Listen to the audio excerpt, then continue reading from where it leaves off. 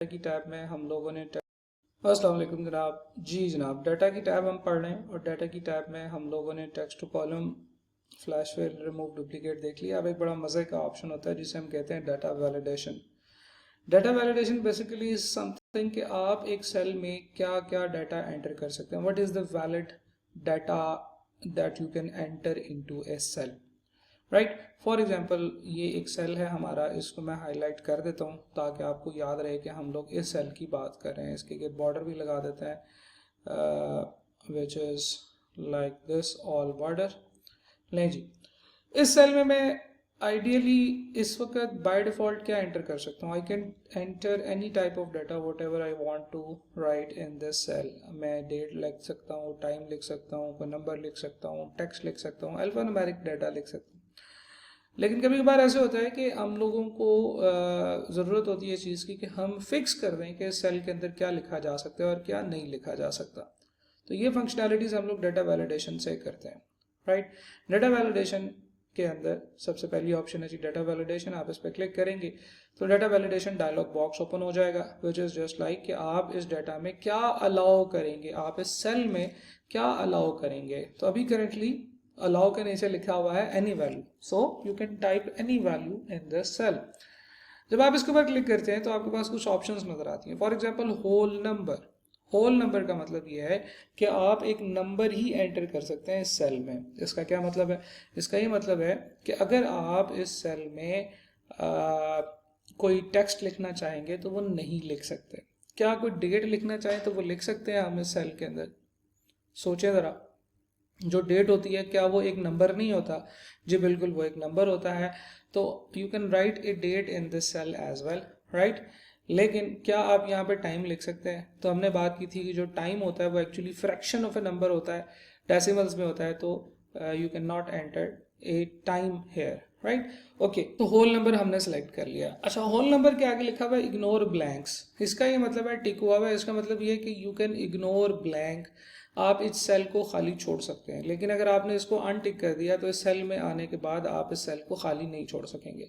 नीचे आते हैं जी, होल नंबर कहाँ से कहाँ तक होना चाहिए। You have to enter this argument as well कि आप बिटवीन लिखना चाहते हैं, not equal to, not equal to, greater than, greater than और इक्वल टू, लेस देन और इक्वल टू। डिफरेंट टाइप के ऑप्शन है। लेट सपोज मैं कहता हूँ कि इस सेल में मैं एक चाहता हूँ कि एक नेगेटिव वैल्यू ना लिखी जाए, तो मैं ये लिखूंगा कि जी ग्रेटर देन और इक्वल टू, और ग्रेटर देन और इक्वल टू का मतलब है कि ज़ीरो। तो इसका मतलब ये होगा कि इस सेल में एक नंबर लिखा जाएगा जो ज़ीरो से छोटा नहीं होगा, ज़ीरो से बड़ा या उसके इक्वल होगा। ये मैंने पूरा का पूरा वैलिडेशन क्राइटेरिया यहाँ पे सेट कर दिया है। I will go to the input message. Input message का मतलब ये है कि ये वो मैसेज है जो तब आपको नजर आएगा जब आप इनपुट करने लगेंगे, जब आप यहाँ पे लिखने लगेंगे तो आपको एक छोटा सा मैसेज नजर आएगा कि भाई यहाँ पे क्या लिखना है। Show input message when cell is selected. ठीक है जी, हम यहाँ पे कहते हैं जी CRN। For example, input message is write your CRN here without any alphabets such। मैं यहाँ पे ये भी लिख देता हूँ in the format। For example मैं कहता हूँ जी आप लिखेंगे 1 2 3 1 2 3, दैट्स इट। आप इस तरीके से इसके ऊपर जो है ना वो CRN लिखेंगे, ठीक है। दिस इज द मैसेज जिसे हम कहते हैं इनपुट मैसेज। अगली ऑप्शन है जी एरर अलर्ट। एरर अलर्ट का ही मतलब है कि जब आप इस डाटा सेल के अंदर कुछ और लिखेंगे तो आपको एरर आएगा, ठीक है जी। तो लिखा हुआ जी show error alert after invalid data is entered. मैं इसे अनटिक कर दूंगा तो ये ऑप्शन गायब हो जाएगी। यानी कि फर्स्ट करें कि मैंने इसको अनटिक कर दिया, मैं कोई एरर अलर्ट नहीं देना चाहता, लेकिन इट इज़ बेटर कि आप एरर अलर्ट दें। आप कहते हैं जी स्टॉप का साइन आए, वार्निंग का साइन आए या इन्फॉर्मेशन का साइन आए, तो मैं कहता हूँ जी स्टॉप। मैं कहता हूँ कि भाई अपना CRN लिख। This is the title. Urdu में, इंग्लिश में मैं कहता हूँ ज़रा तमीज़ से, please enter your CRN, the amount, the number that you have entered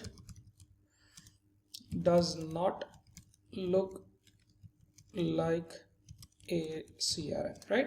Okay, तो ये डाटा वैलिडेशन में हमने कह दिया कि होल नंबर होना चाहिए ग्रेटर देन और इक्वल टू 0 होना चाहिए। इग्नोर ब्लैंक्स है, यानी कि अगर खाली छोड़ दिया तो जान छूट जाएगी।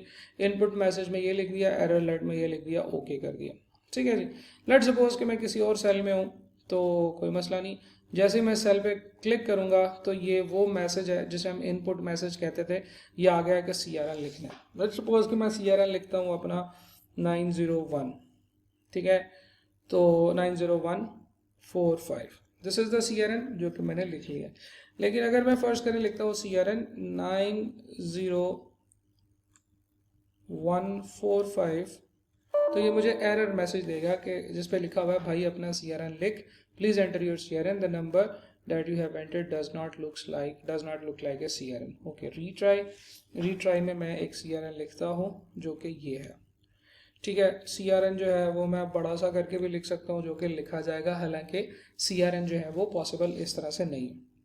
मैं यहाँ से 98987 CRN लिख सकता हूँ, नहीं लिख सकता। क्यों? क्योंकि नेगेटिव वैल्यू मैंने इग्नोर की हुई है। क्या मैं यहाँ पे 98765.4 लिख सकता हूँ? तो आंसर है नहीं, क्योंकि मैंने एक होल नंबर यहाँ से सेलेक्ट किया हुआ था। So this is what we call data validation.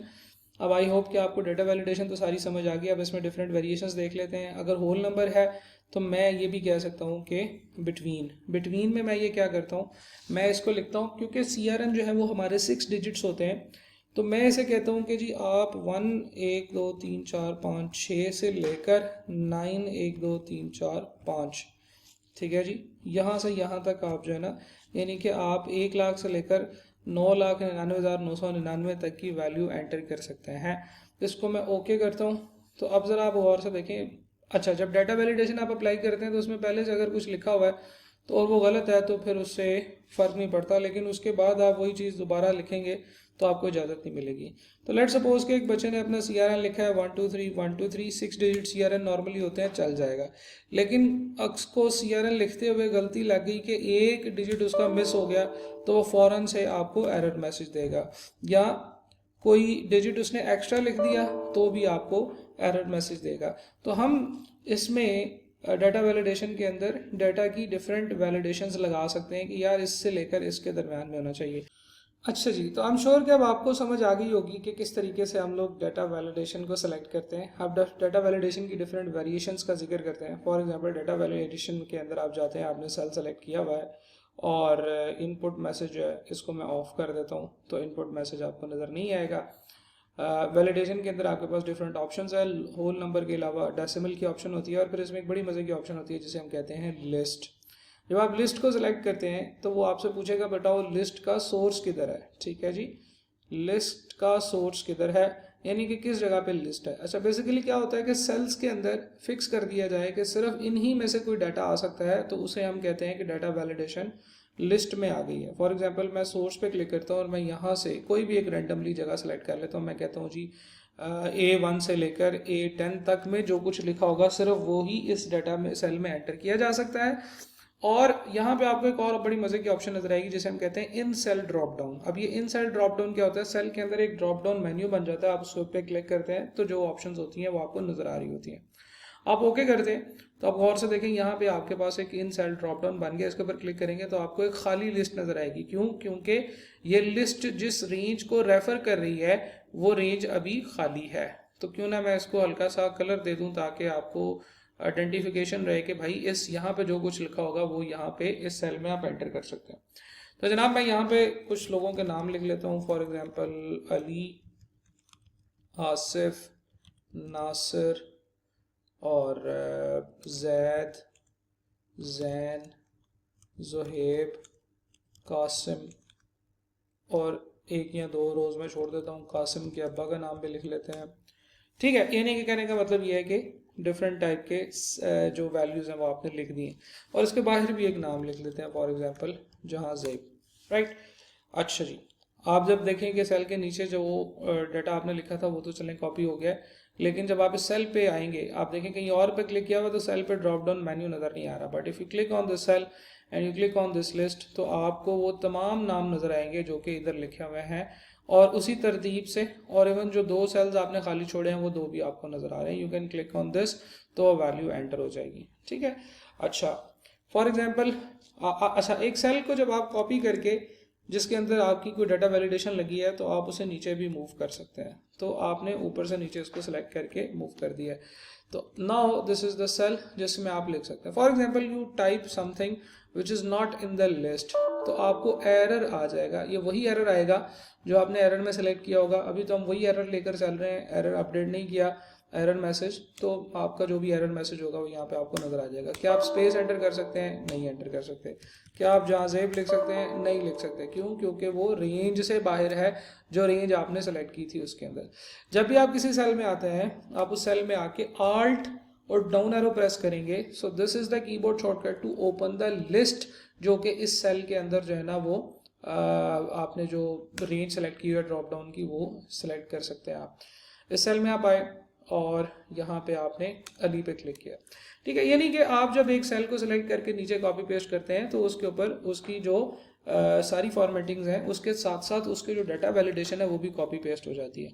ठीक है जी, so this is the concept of list data validation की। लिस्ट के डाटा वैलिडेशन की लिस्ट आप कैसे बना सकते हैं और इसको कैसे लेकर चल सकते हैं। इसमें एक और डाटा वैलिडेशन होती है। लेट्स सपोज कि मैं इन सारों को सिलेक्ट करता हूँ, सारे सेल्स को, डाटा वैलिडेशन को सिलेक्ट करते हैं। डाटा वैलिडेशन के अंदर जो है वो कहता है कि एक से ज़्यादा टाइप की वैलिडेशन है। क्यों ना हम ऐसा करें कि पहले वैलिडेशंस जो हैं वो इनको ख़त्म कर दें, फिर उसके बाद नई वैलिडेशन लगाते हैं जी। हम लोग कहते हैं इन सारे सेल्स के अंदर क्या किया जाए, इन सारे सेल्स के अंदर टेक्स्ट की लेंथ आ जाए, यानी कि एक टेक्स्ट आ जाए जिसकी लेंथ जो है वो मैक्सिमम 5 कैरेक्टर्स हो। ठीक है, मैं यहाँ पे क्लियर ऑल पे क्लिक करके क्लियर भी कर सकता हूँ, तो मेरी सारे सेल्स के अंदर से सारी जो डाटा वैलिडेशन है वो क्लियर हो जाती हैं। चले अच्छा, मैंने एक दफ़ा डाटा वैलिडेशन क्लियर कर दी है।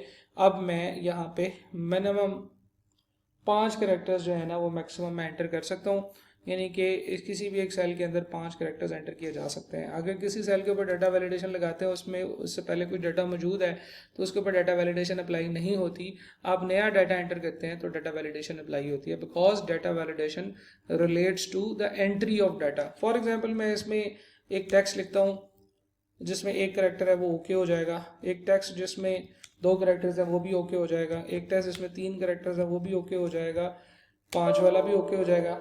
नहीं, 5 वाले में उसने ओके नहीं किया, उसने कहा कि लेस देन 5 कैरेक्टर्स आपने एंटर करने हैं। तो मैं for example more than 5 characters enter करूंगा तो वो मारेगा।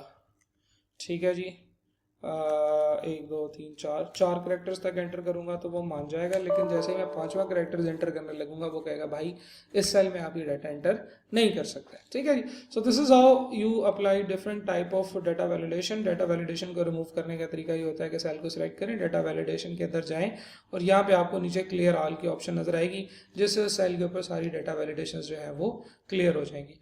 ठीक है जी, so that's it for the data validation.